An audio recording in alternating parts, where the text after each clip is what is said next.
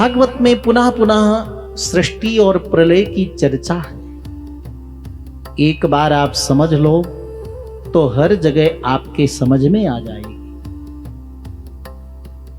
भगवान जगत का सृजन क्यों करते हैं? जीव का कल्याण करने के लिए।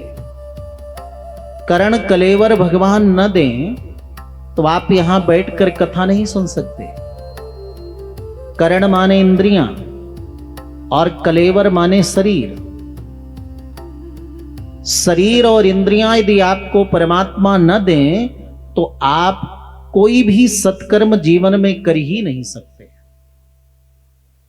कान ना हो तो कथा कैसे सुन पाओगे? नेत्र ना हो तो दर्शन कैसे कर पाओगे? पैर ना हो तो यहां कैसे आ पाओगे?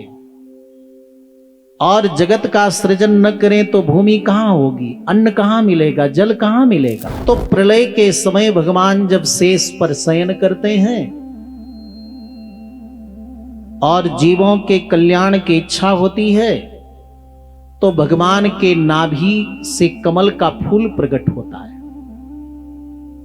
और उस कमल फूल के अंदर अनंत जीवों में जो सर्वोत्तम जीव होता है उसको परमात्मा ब्रह्मा के रूप में स्थापित करते हैं।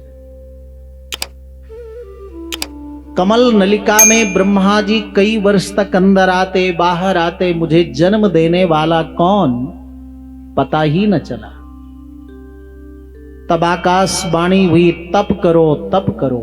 कमल फूल पर बैठ करके ब्रह्मा जी हजारों वर्ष तक तप करते हैं।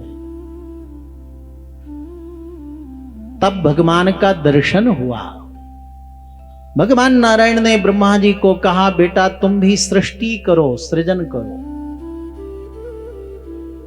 ब्रह्मा जी ने कहा, अगर मैं सृजन करूंगा तो मेरे मन में अभिमान आ जाएगा, अहंकार आ जाएगा, मेरा पतन हो जाएगा, आपसे विमुख हो जाऊंगा।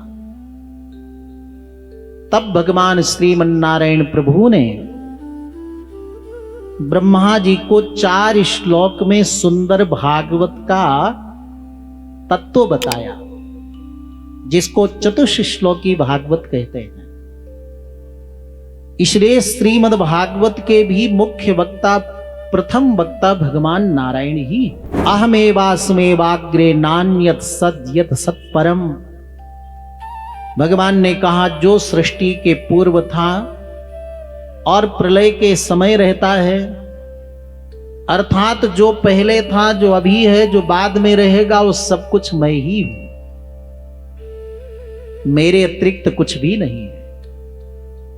जो भी जगत में दिख रहा वो सब मेरा ही स्वरूप है। आत्म कल्याण करने वाले व्यक्ति को अन्वय व्यतिरेक रूप से सर्वत्र सर्वदा मेरा अनुभव करना चाहिए।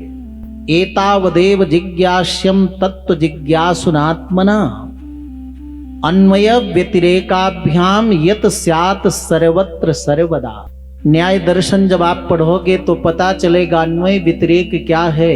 अन्वय का अर्थ है कि सर्वत्र मैं विद्यमान हूं और व्यतिरेक का अर्थ है जहां मैं नहीं हूं वहां जगत भी नहीं। इस रूप में मेरा जो अनुभव कर ले वो सब कुछ जान लेता है, समझ लेता है।